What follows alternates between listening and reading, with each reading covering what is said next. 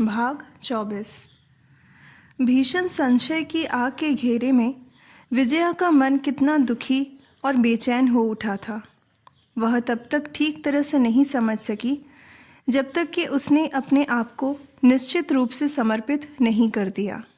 आज सवेरे नींद खुलते ही लगा आज उसका मन शांत है। बाहर देखने पर उसे ख्याल आया कि आकाश सावन के सवेरे के समान धूसर मेघों के भार से पृथ्वी के ऊपर घुटनों के बल पड़ा है। ऐसे समय में बिस्तर छोड़ना न छोड़ना उसे एक जैसा लगा। आज वह यह सोच ही नहीं सकी कि और दिनों सुबह नींद खुलने में थोड़ी सी देर होने पर भी मन लज्जित व्यथित क्यों हो उठता था। क्यों लगता था कि बहुत समय बर्बाद हो गया। उसे ऐसा कौन सा काम है जो 1-2 घंटे बिस्तर पर पड़े रहने से नहीं चलेगा। घर में दास दासी भरे पड़े हैं। बड़ी भारी जमींदारी सुचारू रूप से चल रही है। उसका सारा भविष्य, सारा जीवन अगर ऐसे ही आराम और शांति से बीत जाए तो इससे अच्छी बात और क्या होगी। उसने खिड़की के बाहर नजरें पसार कर देखा। वृक्ष लताओं का हरा रंग बदलकर आज न जाने कैसा हो गया है। पत्ते तक अडिग और गंभीर हो उठे हैं। जब विश्व ब्रह्मांड में कलह विवाद तर्क वितर्क अशांति उपद्रव कहीं कुछ नहीं रह गया है, एक ही रात में वह ऋषियों का तपोवन बन गया है। अंतर में भरी अपार वेदना को शांति विजया भय से ग्रस्त व्यक्ति की तरह शायद और भी बहुत देर तक बिस्तर पर पड़ी रहना चाहती थी, लेकिन परेश की माँ ने आकर शांति भंग कर दी। जो व्यक्ति सवेरे उठ बैठता है वह इतनी देर तक क्यों नहीं उठा, यह जानने के लिए उसने आशंकित मन से बार बार पुकारा और कमरे के किवाड़ खुलवा लिए, तब छोड़ा। हाथ मुंह धोकर कपड़े बदलकर विजया नीचे उतर रही थी कि उसने सुना राजबिहारी मजदूरों के काम की देखभाल कर रहे हैं। केवल 2 दिन और शेष हैं। इतने थोड़े से दिनों में सारे घर को लीप पोत कर बिल्कुल नया कर देना होगा। विजया ने कुछ देर पहले ही सोचा था कि पिछली रात को जो जटिल समस्या समाप्त हो गई है उसका अंत हो गया है। अब किसी भी कारण से और किसी के भी द्वारा उसके विपरीत नहीं हो सकता। इसलिए उसके न्याय अन्याय और भले बुरे को लेकर अब कोई तर्क वितर्क नहीं करेगा। मंगलमय की इच्छा से यह सब मंगल के लिए ही हुआ है, लेकिन सहसा उसने देखा कि यह संभव नहीं है। रासबिहारी नीचे है, उतरती ही भेंट हो जाएगी। मन न जाने कैसा हो उठा। सीढ़ी से ही लौट आई।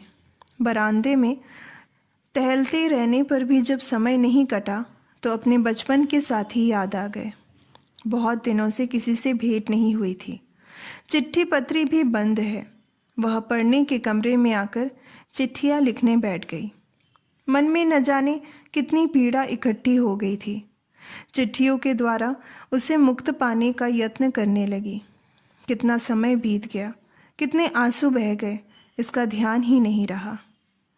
परेश की माँ ने आकर कहा, 1 बज गए दीदी, खाना नहीं खाओगी? घड़ी की ओर देखकर फिर लिखने में मन लगाने जा रही थी कि परेश की माँ लजीले स्वर में बोल उठी, अरे भैया, डॉक्टर बाबू आ रहे हैं, और जल्दी से खिसक गई। विजया ने चौंक कर मुड़कर देखा। बरामदे के ठीक सामने परेश के पीछे नरेंद्र आ रहा है। इससे पहले भी कई बार वह ऊपर आया है, लेकिन अपनी इच्छा से बिना सूचना दिए ऊपर आ सकता है, विजया कल्पना भी नहीं कर सकती थी। उसका मुंह सूखा हुआ था, बाल रूखे और अस्त व्यस्त। कमरे में पाँव रखते ही बोल उठा, कहिए तो, उस दिन आपने मुझे पहचानना क्यों नहीं चाहा? और फिर एक कुर्सी लेकर बैठ गया। उसकी आवाज़ से सारी देह वेदना से बोझिल हो उठी। व्याकुल होकर उसने उठकर पूछा, आपको क्या हुआ नरेंद्र बाबू? तबीयत तो कुछ खराब नहीं हो गई? नरेंद्र ने गर्दन हिलाकर कहा, नहीं, तबीयत अब ठीक है। मामूली सा बुखार आ गया था, लेकिन उसने इतना कमज़ोर कर दिया कि आ ही नहीं सका। लेकिन उस दिन मैंने क्या अपराध किया था सो तो बताइए। परेश खड़ा था। विजया ने कहा, परेश, अपनी माँ से कह जल्दी से कुछ जलपान दे जाए। फिर नरेंद्र से बोली, लगता है सवेरे से आज कुछ खाया नहीं है। लेकिन मैं उसके लिए परेशान नहीं हूँ। लेकिन मैं तो परेशान हूँ, कहकर विजया परेश के पीछे पीछे बाहर चली गई।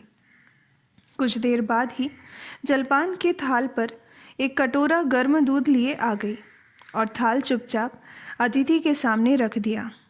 नरेंद्र ने खाते हुए हंसकर कहा, आप बहुत ही अद्भुत हैं। दूसरे के मकान में पहचानना भी नहीं चाहती और अपने मकान में इतना अधिक पहचानती है कि आश्चर्य होता है।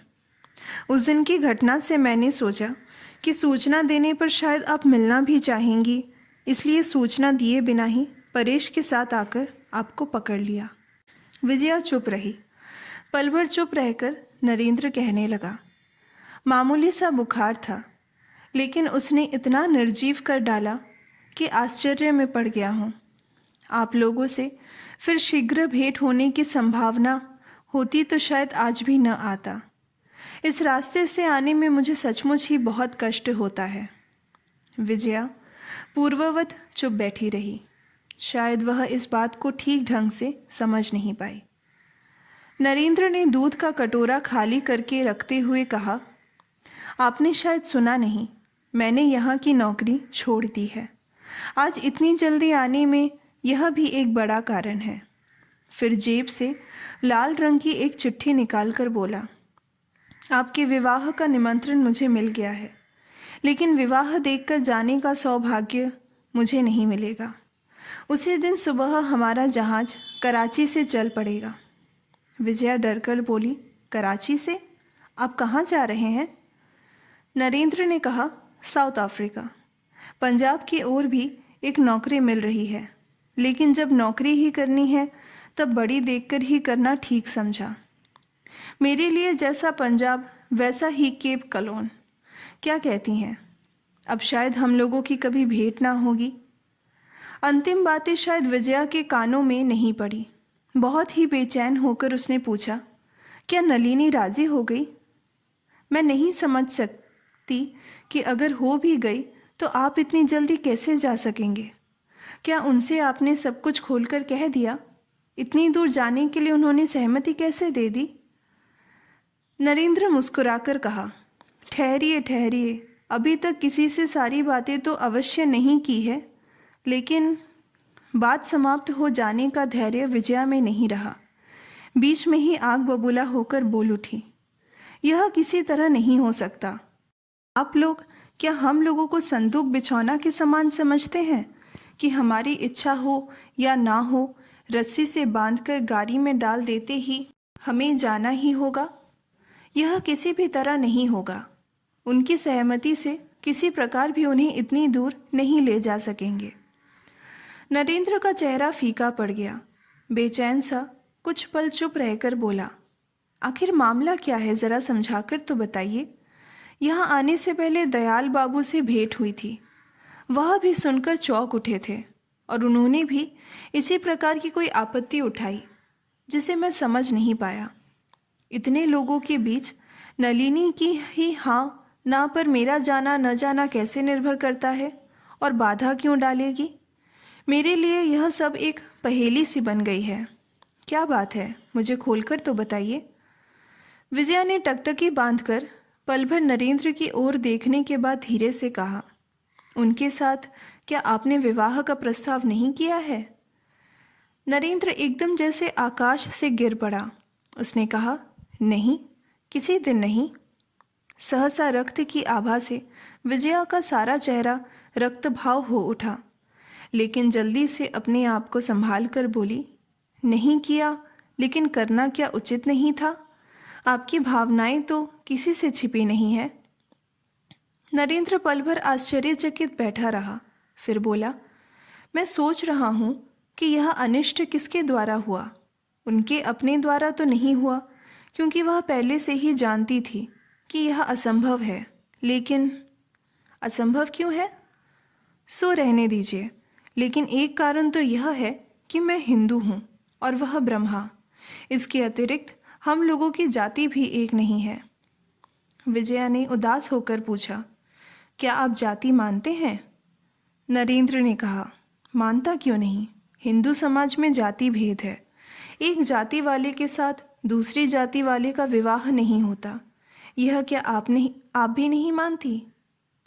मानती हूँ, लेकिन अच्छा समझकर नहीं मानती। आप पढ़े लिखे होकर इसे अच्छा कैसे मानते हैं?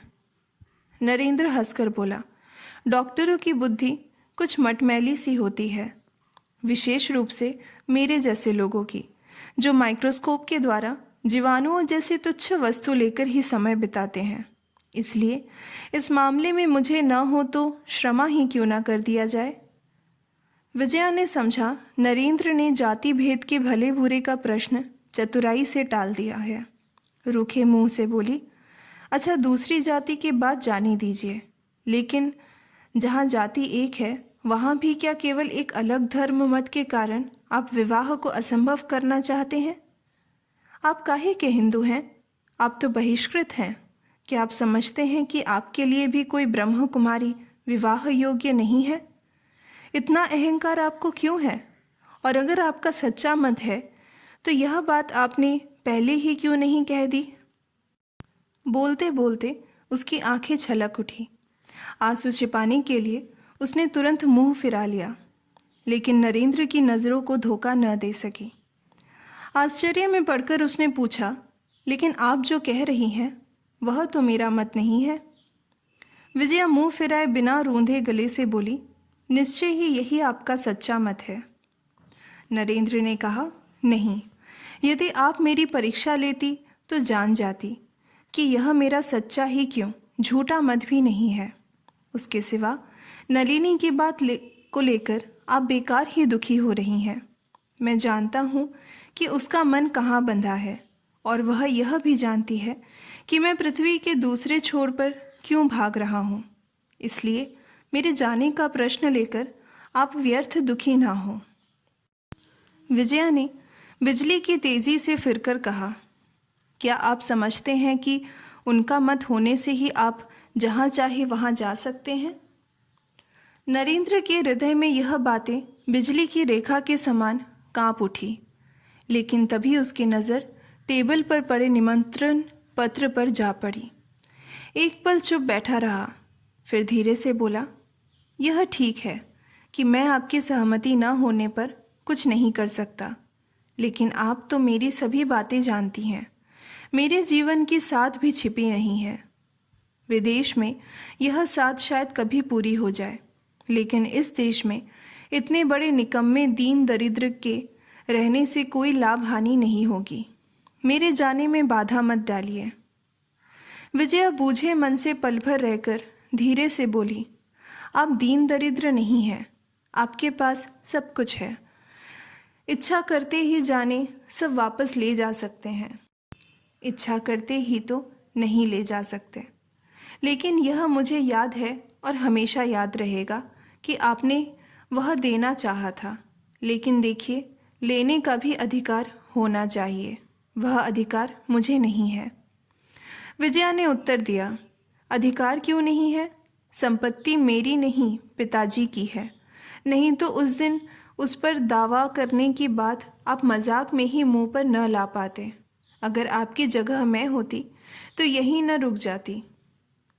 वह जो कुछ दे गए हैं उस पर सब ज़बरदस्ती दखल कर लेती है, तिल भर भी ना छोड़ती। नरेंद्र ने कुछ नहीं कहा। विजया चुपचाप आंखें झुकाए बैठी रही। लगभग 2 मिनट बीत गए। अचानक एक गहरी लंबी सांस की आवाज़ से चौंककर विजया ने मुंह उठाते ही देखा, नरेंद्र का चेहरा न जाने कैसा हो गया है। विजया से आंखें मिलते ही एकदम बोल उठा, नलिनी ने ठीक ही समझा था विजया, लेकिन मैंने ही विश्वास नहीं किया था। मेरे समान इतने निकम्मे आदमी की भी किसी को कोई आवश्यकता हो सकती है, इसे मैंने असंभव समझा था और हंसकर उड़ा दिया था। लेकिन अगर सचमुच ही यह असंगत विचार तुम्हारे मन में आया था तो तुमने आदेश क्यों नहीं दिया? मेरे लिए इसका सपना देखना भी पागलपन था विजया। आज इतने दिनों के बाद उसके मुंह से अपना नाम सुनकर विजया सिर से पांव तक सिहर उठी। मुंह पर जोर से आंचल दबाकर मचलती रुलाई को रोकने लगी। नरेंद्र ने पैरों की आहट सुनकर पीछे की ओर मुंह फेरते ही देखा दयाल कमरे में आ रहे हैं। दयाल ने दरवाजे पर खड़े होकर पल भर चुपचाप दोनों की ओर देखा, फिर धीरे धीरे विजया के पास आकर उसके सोफे के एक किनारे बैठ गए और माथे पर दाहिना हाथ धरकर मधुर स्वर में बोले, माँ। विजया को उनके आने का पता चल गया था। वह रुलाई को रोकने की पूरी कोशिश कर रही थी, लेकिन उनके करुण स्वर में माँ कहकर संबोधित करने का फल बिल्कुल उल्टा हुआ।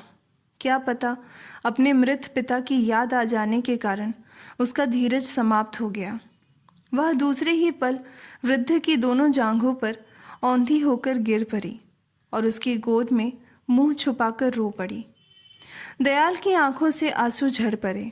इस संसार में एकमात्र वह ही थे जो इस वेदनापूर्ण रुदन का इतिहास आदि से अंत तक जानते थे। विजया के सिर पर धीरे धीरे हाथ फेरते हुए कहने लगे, केवल मेरी ही गलती है, इतना भारी अन्याय हुआ है माँ, केवल मैंने ही यह दुर्घटना घटाई। नलिनी के साथ अभी मेरी यही बात हो रही थी। वह सब कुछ जानती थी, लेकिन कौन जानता था कि नरेंद्र मन ही मन केवल तुम्हें ही, लेकिन मैं निर्बोध सब कुछ गलत समझकर और तुम्हें उल्टी खबर देकर इस दुख को घर बुला गया। अब शायद इसका और कोई प्रतिकार। दीवार की घड़ी में 3 बज गए। तीनों आदमी स्तब्ध बैठे रहे। उनकी गोद में पड़ी विजया को दुख का वेग धीरे धीरे शांत होता जा रहा था। दयाल धीरे धीरे पीठ पर थपकी देते हुए बोले, क्या इसका अब कोई उपाय नहीं हो सकता बेटी? विजया रोंधे गले से बोली, नहीं नहीं, मृत्यु के अतिरिक्त मेरे लिए अब कोई रास्ता नहीं है। दयाल ने कहा, लेकिन। विजया ने ज़ोर ज़ोर से सिर हिलाते हुए कहा, नहीं नहीं, अब इसमें लेकिन के लिए कोई स्थान नहीं है। मैंने वचन दिया है, अब मैं उसे नहीं तोड़ सकती दयाल बाबू, मेरे बिना। बोलते बोलते फिर उसका गला रूंध गया। दयाल के गले में भी कोई बात नहीं निकल सकी। चुपचाप धीरे धीरे उसके बालों में हाथ फेरने लगे। परेश की माँ ने बाहर से लड़के के द्वारा कहलाया, माँ जी 3 बज गए हैं। परंतु यह सुनकर दयाल बेचैन हो उठे और नहाने खाने के लिए प्यार से अनुरोध करके उसका मुंह ऊपर उठाने की कोशिश करने लगे। आंखें पोंछकर विजया उठ बैठी और किसी की ओर देखे बिना सीधी बाहर चली गई। नरेंद्र, तुम्हारा भी तो स्नान भोजन अभी तक नहीं हुआ है। नहीं, नरेंद्र ने न जाने क्या सोचते सोचते मुंह उठाकर कहा। तो फिर मेरे साथ घर चलो। चलिए, कहकर वह उठ खड़ा हुआ और दयाल के साथ कमरे से निकल आया।